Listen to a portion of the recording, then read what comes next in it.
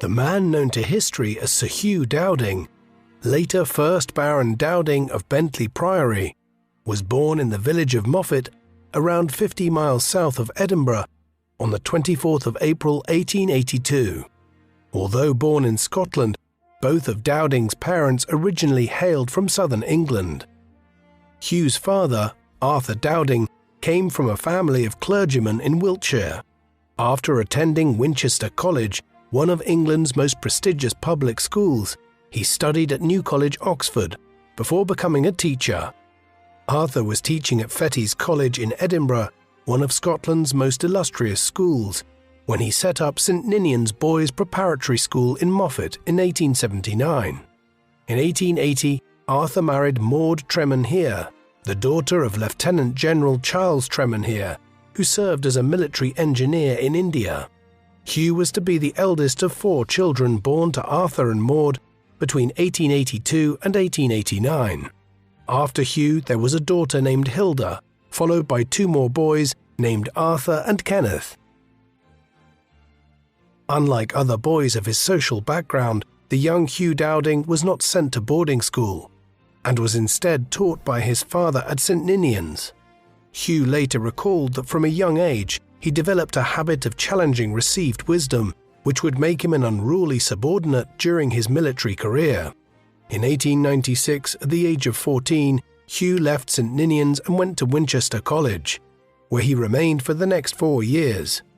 Unlike his father, who became a prefect, Hugh did not distinguish himself at Winchester. His academic performance was subpar, and he also did not excel at sports. He particularly struggled with Greek and Latin, 2 standard subjects of the Victorian-era curriculum.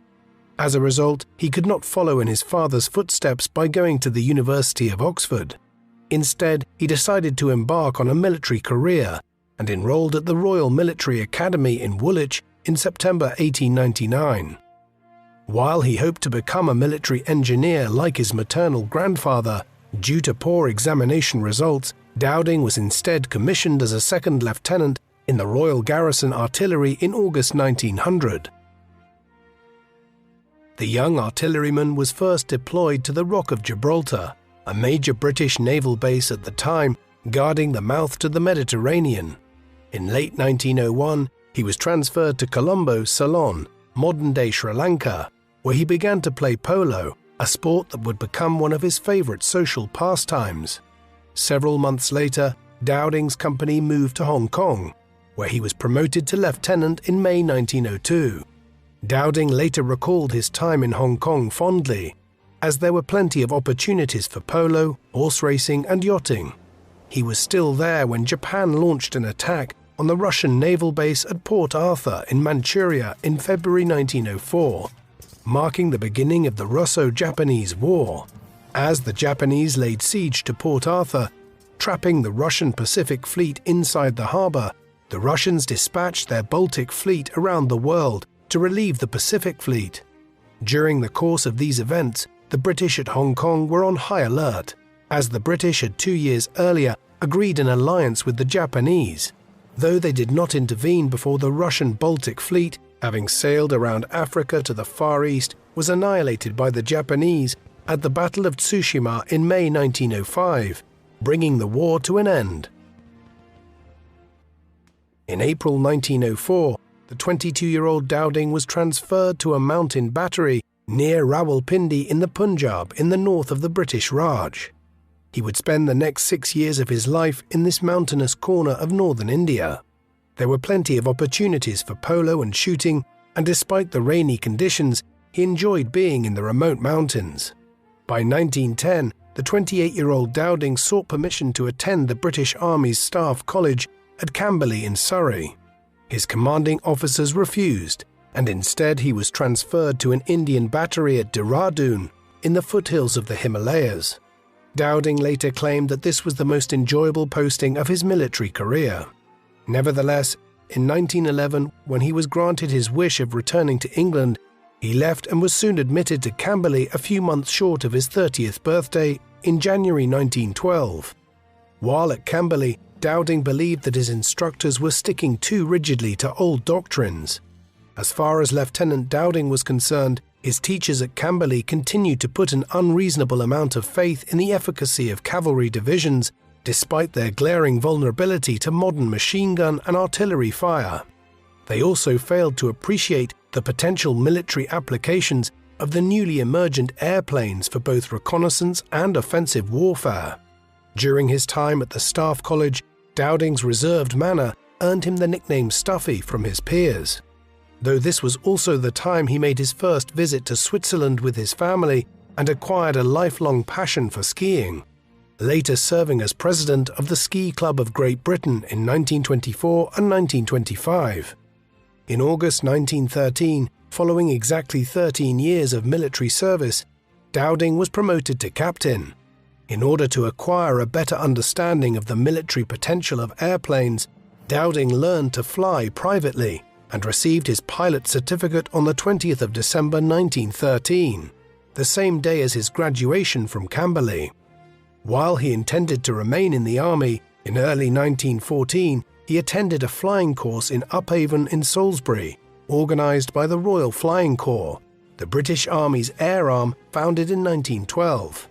Over the course of 3 months, Dowding learned to fly increasingly sophisticated machines, including the BE-2C biplane.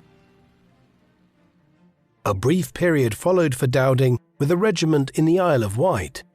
However, war was soon brewing on the continent as a political crisis in the Balkans in June and July 1914 snowballed into a European-wide war in the last days of July and the first days of August 1914.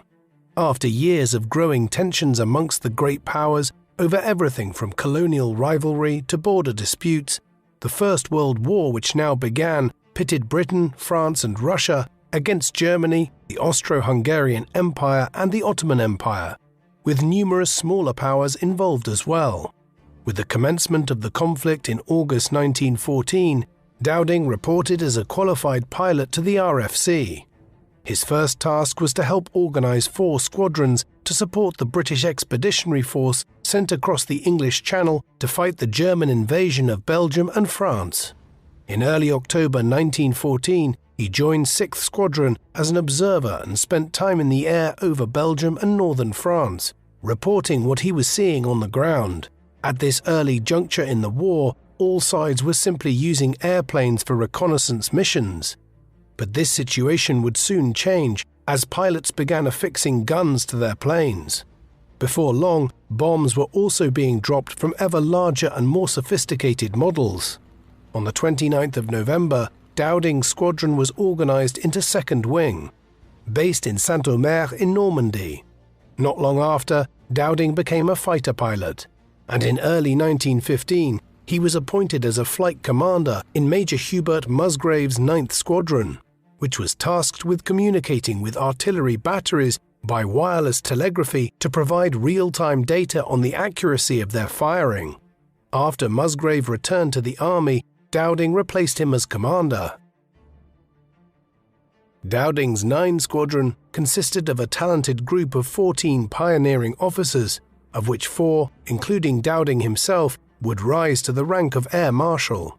However, by March 1915, the original squadron was broken up, and the newly promoted Major Dowding took command of a reformed 9 Squadron based at Brooklands Airfield in Surrey, where he joined experiments to improve wireless communication systems.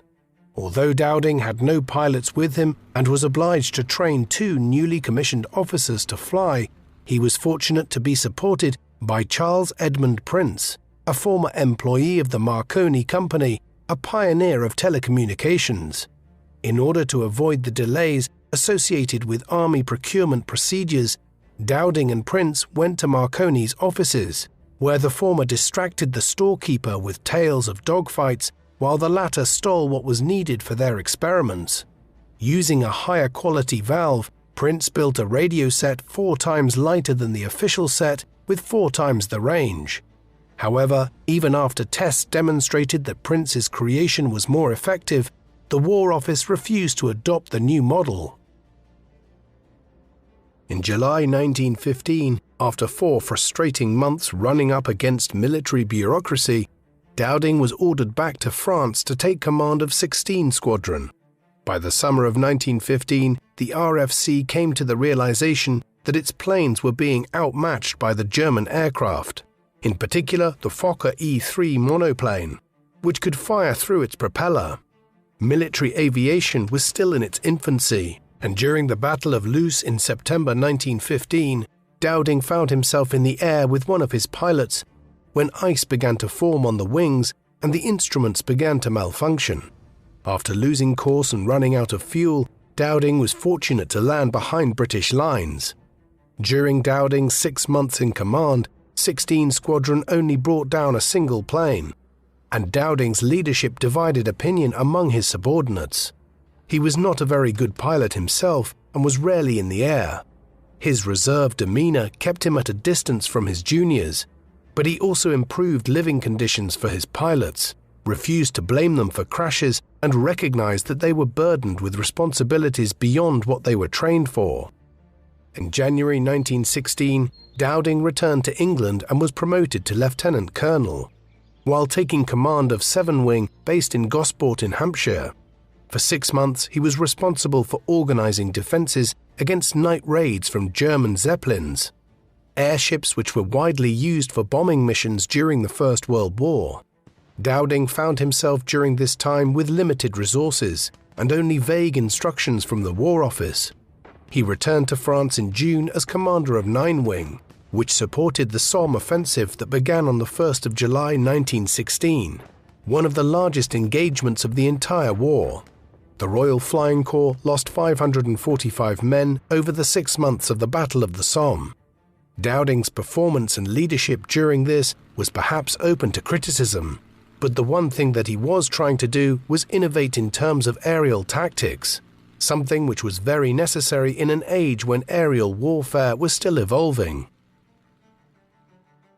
Dowding was sent back to England in January 1918 to take command of the Southern Training Brigade from his headquarters at Salisbury in Wiltshire. Although he was promoted to colonel and to brigadier general in June, he saw no further frontline action during the First World War. When the RFC and the Royal Naval Air Service merged to become the Royal Air Force, or RAF, in April 1918, Dowding was sent to York to serve in an administrative role. He was there when news of the armistice and the German surrender arrived in November 1918. The German economy having effectively collapsed under the weight of war with Britain, France, and from April 1917, the United States. With the end of the war, the Air Force was significantly reduced. Even as demobilization was taking place, Dowding was appointed as a group captain on the 1st of August 1919, on the advice of Dowding's commanding officer, Sir V.L. Vivian. His personal life was also changing. In February 1918, Dowding married Clarice Maud Vancourt, whose cousin, Major John Beck, had been Dowding's commanding officer while he served in 6th Squadron back in 1914. The widow of a British Army officer who was killed in an accident before the war, Clarice already had a daughter from her first marriage. In January 1919, a son named Derek was born to them. He would become a fighter pilot in the Second World War. Dowding was devastated when Clarice died suddenly on the 28th of June 1920, just over 2 years after their marriage. He would not marry again until much later in his life. The loss of his wife and the responsibility of holding air pageants at RAF Hendon in North London led Dowding to a state of physical and mental exhaustion in the early 1920s. The air shows attracted tens of thousands of spectators, including royalty and social and political elites, and served as the RAF's best advertisement against its abolition, which was advocated by influential Army and Navy officers as well as government officials, who claimed that the maintenance of it was too costly now that the war was over. For his work organizing mock aerial combat and bombing raids, Dowding was promoted to Air Commodore in January 1922. In September 1924, he was posted overseas as Chief Staff Officer at the headquarters of the RAF's Iraq Command in Baghdad. Britain had taken control of Iraq as a mandate on behalf of the League of Nations following the defeat of the Ottoman Empire in the First World War. air power was considered a cost-effective way to keep control of the region compared to maintaining large numbers of soldiers on the ground, especially in the thinly populated desert regions of Mesopotamia. Dowding was soon recommended for appointment as Director of Training at the Air Ministry from May 1926, where his brother Arthur served as the Royal Navy's liaison officer. Here, Dowding overcame local opposition and helped to set up 4 bombing ranges. For his efforts, he was promoted to the rank of Air Vice Marshal in 1929. In September, Dowding received orders to take overall command of the British military presence in Palestine and Transjordan, where hostilities between Arabs and Jews reached an intensity in another British mandate that forced the British government to strengthen its forces in the region in the interwar period. After inspecting the region by air and on the ground, Dowding concluded that the British should do more to ensure Jewish security, but that the British should not impose a Jewish state in Palestine without also following up on promises of self-government to the Arabs made in 1916. By the time Dowding returned to England in December, the situation in Palestine was relatively calm, but this was not to last. After returning to Britain, Dowding would spend the next decade of his life working on Britain's air defense. During the First World War, Britain had come under attack from German Zeppelin airships and Gotha bombers, resulting in hundreds of casualties. Although these figures would be dwarfed by German bombing raids a generation later during the Second World War, the inability to prevent enemy aircraft arriving unannounced to destroy critical infrastructure and kill innocent civilians led to political unrest. In his capacity as First Lord of the Admiralty, Winston Churchill had political responsibility for air defense and recognized the need for an integrated air defense system incorporating anti-aircraft guns, searchlights, balloons, aircraft, and coastal observers, while the RFC established a separate home defense wing in 1916. However, it was only when Major General Edward Ashmore of the RFC assumed single command of air defense that Britain's armed forces developed a coordinated approach. Under Hugh Trenchard, the RFC and later RAF adopted the doctrine that a good air defense was dependent on offensive capabilities, and that bombing raids against the enemy not only served as a deterrent but also increased morale at home. After the end of the First World War, much of Ashmore's air defense system was disbanded, yet the British government, alert to the possibility of a future war, established Air Defence Great Britain in 1925, with 35 bomber squadrons and 17 fighter squadrons.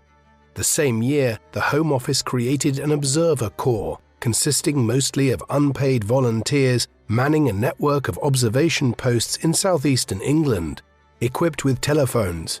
This came under RAF control in 1929, right around the time that Dowding arrived back to England from the Middle East. He assumed control of air defence's fighter planes upon his return. He later recalled the farcical training exercises, during which he challenged the RAF's preference for bomber planes by setting up an advanced warning system to allow his fighters to get into the air to meet the opposing bombers. He then ordered one of his fighters to follow the bombers back to their base and send a signal to his colleagues to annihilate them on the ground while they were refueling, demonstrating that bomber planes without a sufficiently strong fighter wing would quickly be destroyed in any live war. In August 1930, Dowding was promoted to the Air Council of the Air Ministry, the RAF's governing body, as the officer with special responsibility for supply and research.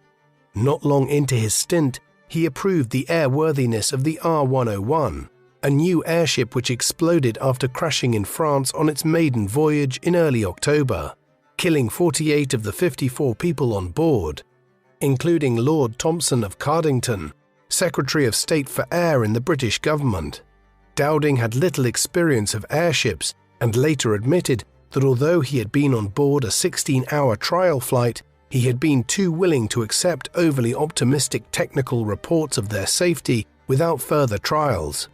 An inquiry into the crash avoided blaming anyone explicitly, enabling Dowding to keep his job. But after the tragedy, Dowding would insist henceforth on conducting his own tests of new equipment rather than accepting expert opinion. During the 1930s, the British political and military elites were desperate to prevent the outbreak of further hostilities after the horrors of the First World War. This extended to prohibitions on some forms of aerial warfare. For instance, the British government unsuccessfully sought an international agreement to ban aerial bombardment through the League of Nations. Yet by the second half of the decade, this was proving impossible. Although Germany had been prevented by the Treaty of Versailles from having an air force, its fascist leader from early 1933, Adolf Hitler, disregarded the prohibition, and a new German Luftwaffe was being developed from 1935 onwards by Hermann Göring, one of the most senior Nazi ministers. Britain and France initially chose to turn a blind eye to this, in the hope that the Luftwaffe would remain a small air force. However, as the years went by and as Germany began annexing parts of Central Europe, such as Austria and the Sudetenland, in violation of the terms of the Treaty of Versailles of 1919, there were growing calls to expand the Royal Air Force from the likes of Winston Churchill, who warned that German bombing raids could kill tens of thousands of civilians in a single week. Although Churchill's warnings had initially been dismissed as alarmist, the RAF recognized that the failure of air defense could lead to German invasion and occupation. And for the next few years, the RAF was focused on maintaining or regaining parity with German aircraft numbers, albeit while retaining emphasis on bombers over fighters. At the same time, British air defences, which had previously turned towards France, were now directed east towards Germany.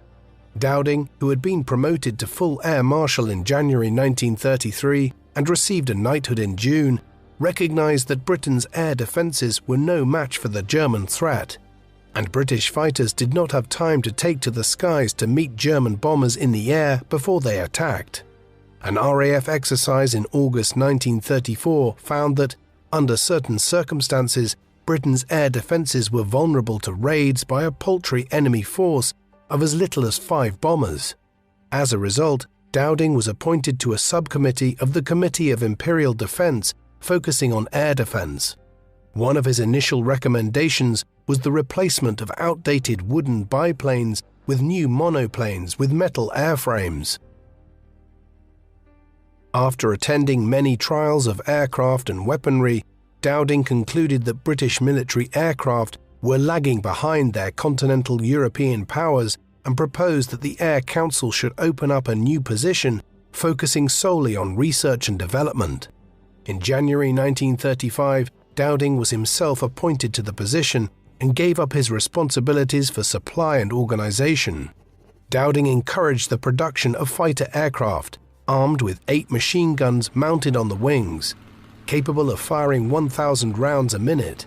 He was consequently instrumental in the development of the Hawker Hurricane, which first entered service in December 1937, and would become the most effective British fighter plane of the Second World War, while the Supermarine Spitfire followed in August 1938. While the former was cheaper to build and easier to repair, the latter was technically superior but had a shorter range. By the outbreak of the Second World War in September 1939, 18 squadrons were equipped with Hurricanes and 9 with Spitfires. In order to increase wartime production capacity, Dowding signed procurement agreements with car manufacturers to produce parts for military aircraft. A rearmament plan adopted in 1935 envisaged an expansion of air defense to 70 bomber and 35 fighter squadrons, and in July 1936, Air Defence of Great Britain was split up into Bomber Command under Sir John Steele and Fighter Command under Dowding, a testament to the belief that Dowding knew more than any other figure in Britain about fighter planes and their use in war. Dowding and fellow RAF officers recognized that effective air defense required an early warning system to enable fighters to respond to enemy bomber missions before their planes reached English airspace. In January 1935, Robert Watson Watt of the National Physical Laboratory had produced a report suggesting that it would be possible to detect and locate aircraft via electromagnetic radiation waves. After holding a trial in February which demonstrated that a plane could be detected at an 8-mile range, Dowding agreed to provide funding for further research for radar, an abbreviation for radio detection and ranging. After taking over Fighter Command in 1936, Dowding and RAF scientist Henry Tizard ensured that radar technology was integrated into the air defense system, enabling Fighter Command's planes to take up positions to confront incoming aircraft. The innovation revolutionized fighter tactics, eliminating the need for constant air patrols. By April 1939, there were 11 working radar stations providing coverage along almost the full length of the east coast of Britain. Dowding's headquarters as head of Fighter Command were at Bentley Priory, an 18th-century country house near Stanmore to the northwest of London. On New Year's Day 1937, Dowding was promoted to Air Chief Marshal, equivalent to full general. In February 1937, he was disappointed to learn that he had been overlooked for promotion to Chief of the Air Staff, the highest position in the RAF. But his spirits were lifted in June when he was awarded the Grand Cross of the Royal Victorian Order by King George VI during the Hendon Air Show. Armed with his extensive experience studying air defense, Dowding set to building communication systems to ensure that he could receive information from radar stations and observation posts. Operation rooms were installed at Bentley Priory and airfields around the country, with the positions of friendly and hostile aircraft plotted on maps based on the latest data from the radar stations and observer corps. While Dowding recognized that he had to delegate tactical control to his subordinates, he would retain full control over the radar system, and Bentley Priory served as a hub to filter information from radar and observers to his sector commanders. As late as 1937, the RAF and Luftwaffe were still exchanging visits of air officers, and when the Luftwaffe's second-in-command, Erhard Milch, visited Bentley Priory in October, he interrupted the formalities by asking Dowding about the progress he was making with his radio detection system. While Dowding retained his customary composure, several of his fellow officers showed signs of discomfort.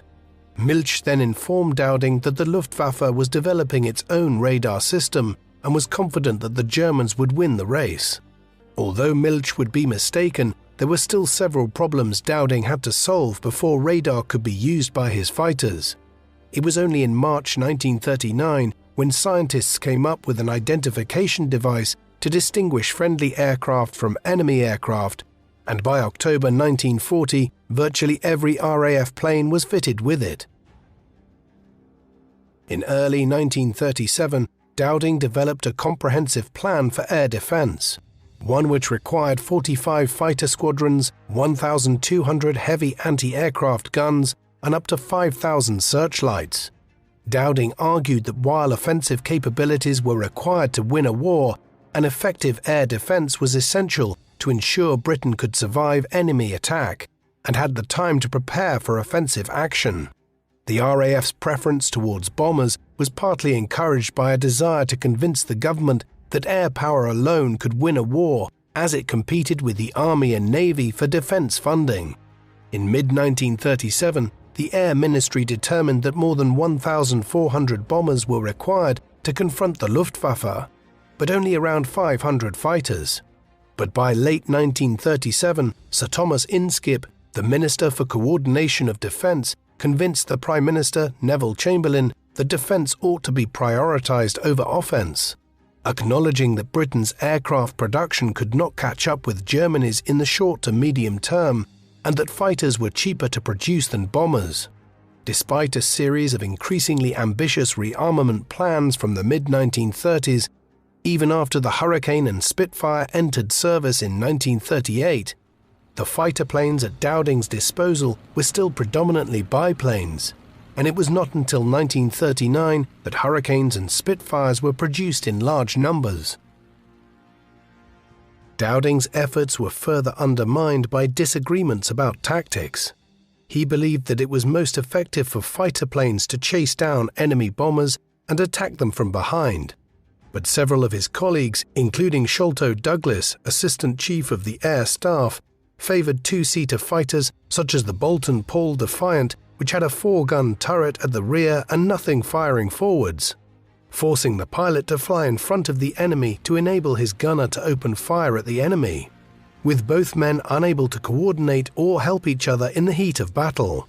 In June 1938, Dowding was dismayed when Douglas ordered him to equip 9 of his 38 squadrons with Defiants. When war came in September 1939, Dowding would do all he could to restrict the use of Defiants to training purposes. He also launched an initiative at this time to have the cockpits of fighter planes equipped with bulletproof windscreens. When he was met with incredulous laughter, he asked, "If Chicago gangsters can have bulletproof windows for their cars, why can't my pilots have bulletproof windscreens?" Subsequent testing proved that the added weight of the bulletproof glass was not a problem, and they would reduce casualties significantly. Dowding also had to convince the Air Ministry that his planes required all-weather hard runways. When Air Ministry officials suggested that paved runways were difficult to camouflage and would make obvious targets for enemy bombing raids, Dowding informed them that it was more important for his pilots to take off and land quickly and safely, and that any efforts to disguise landing strips would likely confuse British pilots as much as the enemy. Although Dowding would eventually win this argument, construction work progressed so slowly that only one airfield had all-weather runways by the time war broke out in September 1939. In October 1938, Neville Chamberlain met Hitler in Munich with the French and Italian leaders Édouard Daladier and Benito Mussolini. There they agreed to the German annexation of the German-speaking Sudetenland in Czechoslovakia along the German border, in return for a promise from the Nazis to stop further territorial expansion. While Chamberlain's claim to have brought peace in our time would prove hopelessly naive, at the time Britain was in no position to go to war. Although the British government had prioritized the RAF over the Navy and Army, most of Fighter Command's 500-odd planes were obsolete, while Bomber Command had few aircraft that could reach Germany. For several years, Dowding had been skeptical of the Air Ministry's assumptions about the impact of bombing raids. In July 1938, he organized a test in which he dispersed 30 obsolete biplanes on Salisbury Plain as targets for bombers. After a week's worth of bombing, 26 of the planes were still in airworthy condition. While results gave Dowding confidence that his fighters were not as vulnerable to enemy bombing as RAF doctrine suggested, he continued to strengthen Fighter Command's capabilities until he was due to relinquish his post in July 1939.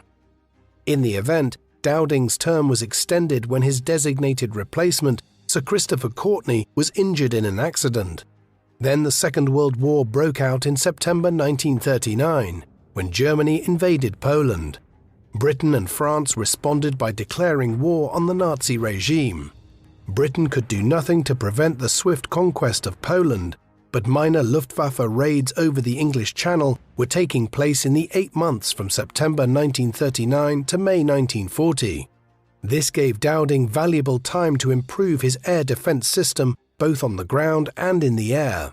In May 1940, Germany finally invaded the Low Countries and France. It was a disaster from an aerial perspective.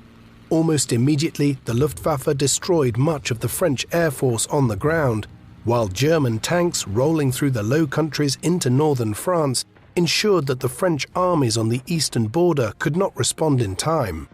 On the 16th of May, Dowding wrote an influential letter to the Air Ministry, stating that he only had 36 of the 52 squadrons he needed to effectively defend the skies over Britain, and he could not spare any more to support operations in France. While Winston Churchill, who had been made British Prime Minister in early May 1940 after years of warning about German intentions, agreed not to send any further fighter squadrons to France. The RAF was obliged to operate from British bases to support the evacuation of Allied troops from Dunkirk at the end of May.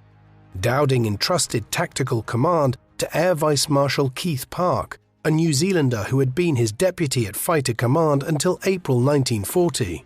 As commander of No. 11 Group covering southeast England, Park was given 16 squadrons to provide air cover. By the time the evacuation was over on the 4th of June, 340,000 Allied troops were rescued. Fighter Command had lost over 400 Spitfires and Hurricanes in France, though the RAF played an often underappreciated role in the evacuation from Dunkirk. Had it not been for the aerial cover they provided, the Luftwaffe would have sent many more ships to the bottom of the English Channel.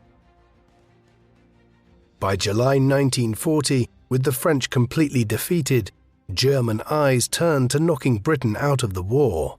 Hitler hoped to defeat Britain without invading the island, instead using a combination of naval and air power to force the British to surrender through strangling their shipping lanes and bombing their cities intensely. By the time the Luftwaffe began its first major attacks on London in early July 1940, Dowding was scheduled to relinquish his leadership of Fighter Command within days. Although Churchill had high regard for Dowding and believed that he should not be replaced during the war, it was not until August 1940 that Air Minister Archibald Sinclair informed Dowding that he would remain in his post. Despite Dowding's extensive preparations, the RAF appeared to be the underdog against the Luftwaffe when the Battle of Britain began on the 10th of July 1940. Compared to the often farcical RAF training exercises, Luftwaffe pilots gained fighting experience supporting General Francisco Franco's nationalists in the Spanish Civil War between 1936 and 1939, and had been devastatingly effective in the campaign against France. While Dowding had drawn up his plans based on assumptions that the Luftwaffe would have to operate from bases in Germany, the rapid fall of France enabled the German Air Force to attack Britain from much closer range on the other side of the English Channel. However, Dowding did enjoy some other key advantages over his enemy.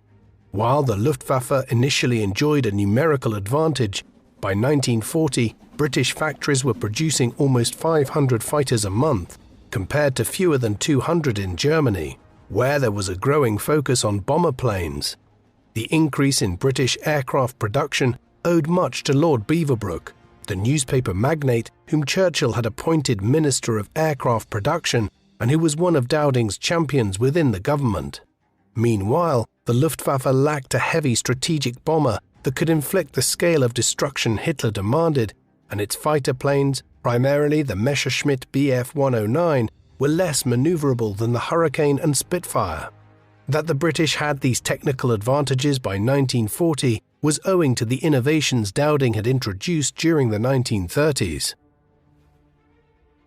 Although Dowding was concerned about the losses incurred in France, the RAF had performed admirably, and during the 6-week campaign, the Luftwaffe lost over 1,200 aircraft.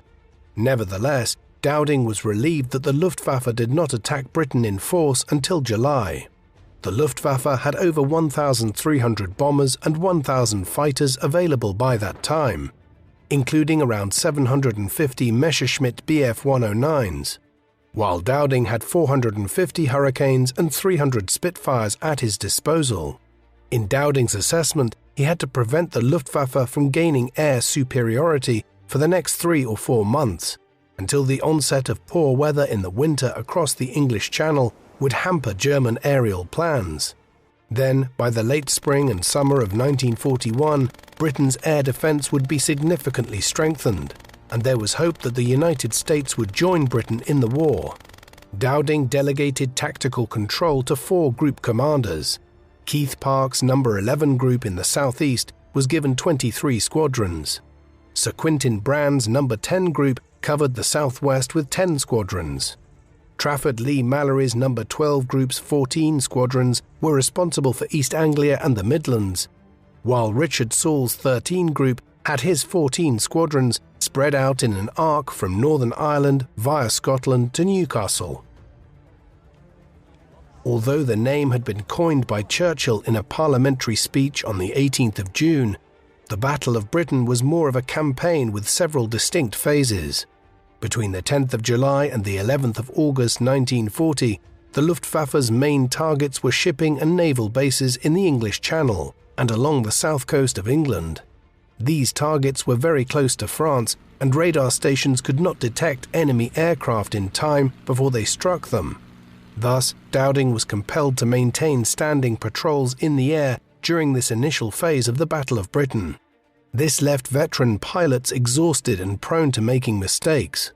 But Dowding was reluctant to replace experienced fighters with freshly trained recruits. In order to preserve his limited resources, Dowding believed a single squadron of 12 fighters was sufficient to meet each enemy wave. Over the course of the month, the RAF lost 178 aircraft, including over 100 fighters from enemy action, as well as a significant number due to accidents, especially when attempting to fly at night. Nevertheless, the Luftwaffe lost more than 300 planes, giving the RAF a near 2-to-1 ratio in terms of casualties inflicted. Although he was inflicting greater damage to the enemy and the pace of British aircraft production was gradually reducing German numerical superiority, Dowding mourned the loss of hundreds of experienced pilots. While he was happy to draw on a small supply of French, Dutch and Belgian pilots from the foreign resistance movements that had been formed in London, he was more reluctant to integrate Polish and Czech pilots within the RAF, and a separate Polish Air Force was established in Britain instead. Nevertheless, by September, Dowding was convinced that the Poles and the Czechs were among the bravest and most talented of his pilots. At a dinner with Churchill, when the Prime Minister expressed his view that one Pole was worth 3 Frenchmen, Dowding suggested that 10-to-1 was more accurate. On the 12th of August, after being ordered to quickly achieve air superiority over the RAF, Göring's Luftwaffe began to target RAF airfields in England. Dowding hoped that his planes would be able to take to the air to meet the enemy before they reached their targets. Though the air bases in Kent, closest to France, struggled to respond in time to radar warnings. Fighter Command maintained its record of downing 2 enemy aircraft for the loss of every one. Success in the southeast prompted Göring to send a fleet of bombers from Scandinavia in a diversionary attack on northern England on the 15th of August. No. 13 Group responded effectively to the threat, and the German bombers were beaten back with heavy losses.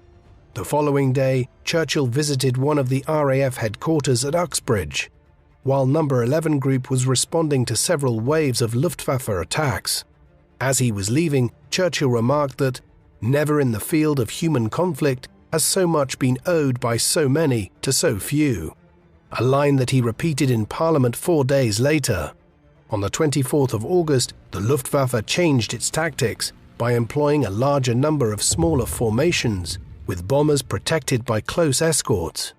By early September, the Fighter Command had downed almost 750 enemy aircraft and lost close to 500 fighters, and Dowding continued to struggle to replace fallen pilots. On the 7th of September 1940, Dowding expressed his concerns about replacing pilots to Sholto Douglas, who was carrying out many of the duties of Chief of the Air Staff, but the latter failed to appreciate Dowding's insistence that men were not only trained to fly, but also to fight. During the meeting, the Luftwaffe launched a massive raid on London, with 348 bombers escorted by 617 fighters. This initiated a new stage of the Battle of Britain. As the Luftwaffe abandoned its focus on reducing RAF assets and began to target the City of London, hoping to demoralize the British population and force its surrender. Between the 7th of September and the 12th of November, the Luftwaffe launched almost 60 major night bombing raids against the British capital. Dowding's system was not equipped for night fighting, and the RAF would not produce an effective night fighter plane until the introduction of the Bristol Beaufighter in March 1941. Dowding's radar stations all faced towards the coast, and the Observer Corps was no use at spotting enemy planes at night, forcing Dowding to hastily set up radar stations further inland.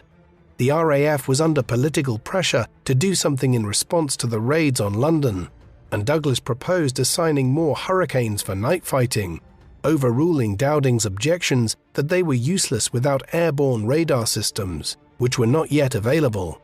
London suffered terribly during the Blitz, though it would have been immensely worse had it not been for the preventative measures taken by the RAF. Fighter Command's greatest success came on the 15th of September, when the Luftwaffe sustained 175 casualties to 12 killed and a further 12 wounded.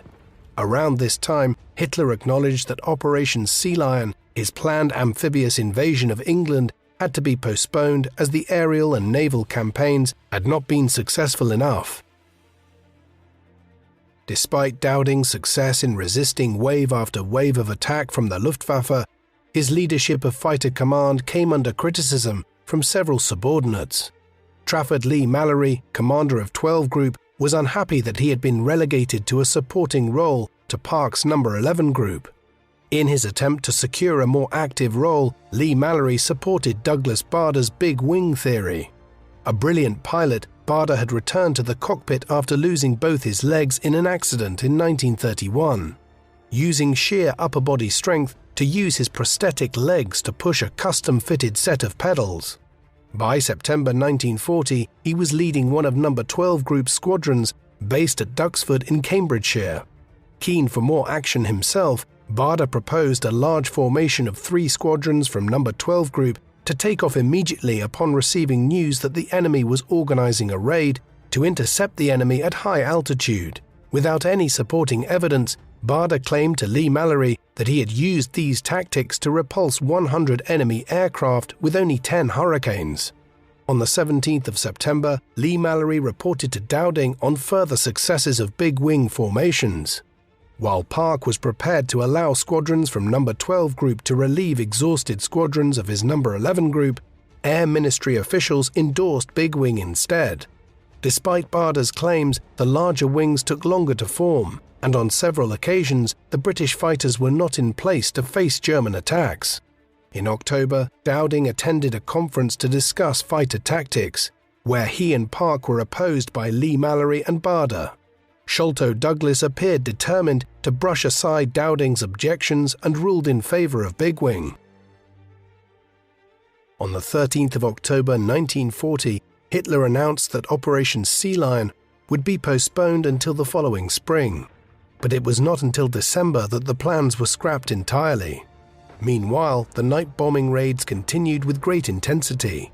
Thanks to Dowding's efforts in creating an integrated air defense system, bringing together radar, the observer corps, radio communications, operations rooms, anti-aircraft guns, and Hurricanes and Spitfires, Fighter Command ensured Britain's survival in the Second World War, and Dowding had broken the Luftwaffe's aura of invincibility.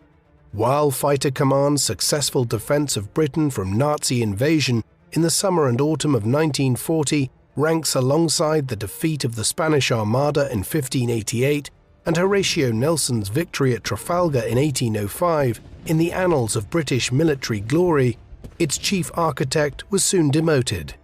Dowding's positions on night fighting and his opposition to big wing put him at odds with what squadron leader Peter Brown called a cabal of politicians and senior officers at Air Ministry, which included Sholto Douglas and 2 retired chiefs of the Air Staff, Hugh Trenchard and Sir John Salmond. Although Dowding continued to work hard at the problem of night defense, his reluctance to support any proactive operations until an effective night fighter was available encouraged his detractors to move against him. On the 13th of November, Archibald Sinclair informed Dowding that he was to lead a mission to the United States to purchase new aircraft and equipment. Dowding was reluctant to leave Fighter Command, but he accepted the new posting after meeting Churchill the following day. He left Fighter Command a week and a half later and was succeeded by Sholto Douglas, while Keith Park was dismissed as commander of No. 11 Group and replaced by his rival Leigh-Mallory. While Dowding's removal from his post at Fighter Command has become the subject of historical controversy, there were strong arguments for Dowding to step aside. He was 58 years old and was clearly exhausted by the heavy burden he had borne through the battles of France and Britain. While the strategic approach to the war was changing as the immediate threat of a German invasion diminished, a notorious raid on Coventry on the 14th of November had also claimed the lives of 1,800 civilians convincing Churchill that a change at the top of fighter command was needed. Yet, as Dowding had anticipated, the new leadership was also unable to respond effectively to night raids. On the night of the 10th of May 1941 and into the early hours of the 11th, over 500 German bombers attacked London in one of the largest aerial bombardments of the whole war, one which was doubtlessly timed by the Germans to mark the one-year anniversary of Churchill's appointment as Prime Minister. This led to over 3,000 civilian casualties. It was, though, the last major raid on England by the Luftwaffe, which was diverted eastwards thereafter to support Hitler's invasion of the Soviet Union in June 1941. Dowding crossed the Atlantic by sea in late December 1940 and met with Canadian and American dignitaries in January 1941. Although he was not a natural diplomat, Dowding made a good impression and made sure to praise the American aircraft in service with the RAF. He was impressed by American navigational equipment and secured an order for airborne radar. While spending much of his time touring airfields and factories and giving lectures about fighter combat and the war in general, while Dowding's general impressions of American aircraft production were positive, he reported to Beaverbrook that the American Air Force lacked fighting experience and the planes were lacking in armor. Dowding's time in North America proved short-lived, as he fell out with the new British ambassador in Washington, Lord Halifax, Chamberlain's controversial foreign secretary who had suggested exploring peace initiatives while serving in Churchill's war cabinet.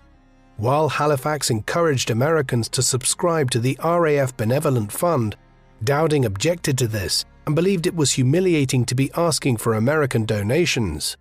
Halifax believed that Dowding's straight-talking was undermining British foreign policy and asked Churchill to recall Dowding.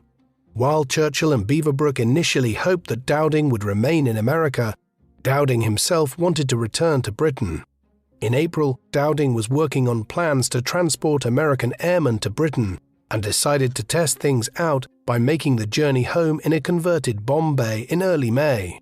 Despite faults with the oxygen supply and the heating, Dowding survived to tell the tale. Over the next few months, Churchill offered Dowding various posts, including that of Governor of Southern Rhodesia, modern-day Zimbabwe, but Dowding either refused or was opposed by the Air Ministry.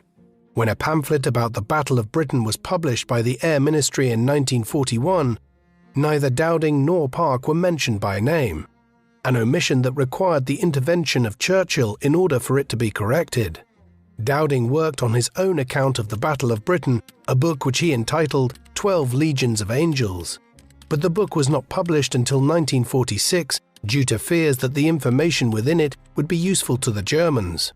Dowding was retired from the RAF on the 1st of October 1941, but at the end of the month was asked by Churchill to consider whether it was possible to cut RAF personnel who might be more effectively employed in other war work now that the Battle of Britain was largely over. His recommendations led to almost 25,000 individuals being freed up and further alienated him from the Air Ministry and RAF. By June 1942, Dowding had no desire to remain in his post and retired permanently in July 1942, after over 40 years of military service. King George VI proposed promoting Dowding to the rank of Marshal of the Royal Air Force, but the unprecedented royal recommendation was rejected by the Air Ministry. Following his retirement, Dowding began to write opinion articles on aviation matters in national newspapers, and continued to fear the prospect of the Luftwaffe launching another attack on Britain with more advanced aircraft at a time when the Hurricane was already obsolete. In April 1943, Dowding gave up a ceremonial role he had been given as King George's principal aide-de-camp. The following month, he accepted an offer of a noble title from Churchill, becoming Baron Dowding of Bentley Priory. For the remainder of his life, Dowding took an increasing interest in spiritualism and would write 4 books on the subject between 1943 and 1951. He claimed that he was in constant communication with his late wife Clarice and that he had received messages from airmen killed during the Battle of Britain. Dowding acknowledged that his views were unorthodox but hoped that they would bring comfort to bereaved families. Dowding's beliefs led him to meet Muriel Whiting, the widow of an RAF flight engineer killed in action in 1944. Despite a significant age difference, the couple shared many interests and were married on the 25th of September 1951. Under Muriel's influence, Dowding gave up hunting, became a vegetarian, and spoke about the humane treatment of animals in the House of Lords. In March 1958, Dowding was named Life President of the Battle of Britain Fighter Association. He made regular appearances at the memorial service at Westminster Abbey, marking Battle of Britain Day, observed on the 15th of September every year to mark one of the days in the autumn of 1940 when Dowding's fighter units had inflicted particularly heavy casualties on the Luftwaffe in the skies over England. However, his health was in decline, and in 1961 he broke his hip while skiing. He suffered from arthritis and gradually lost his eyesight, making his last public appearance at the London premiere of the 1969 film Battle of Britain, starring Laurence Olivier as Dowding, where he received a standing ovation from the audience members, including many former RAF airmen. On the 15th of February 1970, 2 months shy of his 88th birthday, Hugh Dowding died at his home in Tunbridge Wells in Kent. He was cremated on the 12th of March. His ashes were placed in the RAF chapel in Westminster Abbey. Despite their previous differences, Douglas Bader wrote an obituary in The Guardian, declaring that Dowding surely earned his place alongside Nelson and Wellington and other great military names in our history. In October 1988, Dowding was further honoured with the unveiling of a statue in his honour in front of St Clement Danes on the Strand in London, which since 1958 has served as the RAF's central church. It was a fitting tribute to the man who, despite his limited abilities as a pilot, had played a crucial role in building an integrated air defence system to defend Britain from invasion in 1940. Not only had Dowding played a pivotal part in the invention of radar and the production of the Hurricanes and Spitfires, he had convinced the British government to prioritise air defence over offensive operations.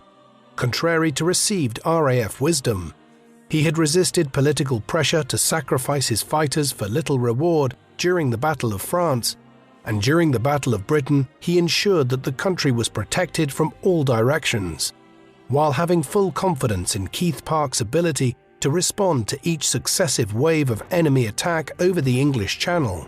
While Dowding was unable to protect London from night raids, his successors did not fare much better. Were it not for Dowding's outspokenness and his willingness to challenge RAF doctrine, he may not have had the resources he needed to defeat the Luftwaffe. But it made him too many enemies within the RAF and contributed to his demotion. Despite the personal favour of Churchill and King George, he was not accorded the recognition his supporters felt he deserved until after his death. Today, he is rightly regarded as one of the great British heroes of the Second World War. What do you think of Hugh Dowding? Was he the man who made the greatest contribution to Britain's survival from German invasion in 1940? Should he have received greater recognition and honours during his lifetime, or was the Air Ministry justified in removing him from fighter command?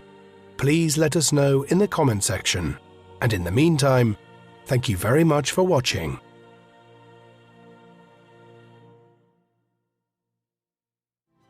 Thank you for watching People Profiles documentaries. Please subscribe if you haven't already, and don't forget to hit the bell icon to get notifications so you never miss an upload.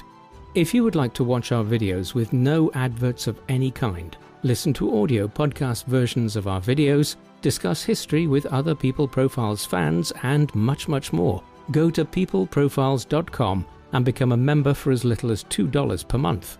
Members can also receive discounted merchandise, behind-the-scenes material, and a credit in our videos, along with much more. So, please support us in our work in return for exclusive offers at peopleprofiles.com via the link in the video description. Thank you very much for watching.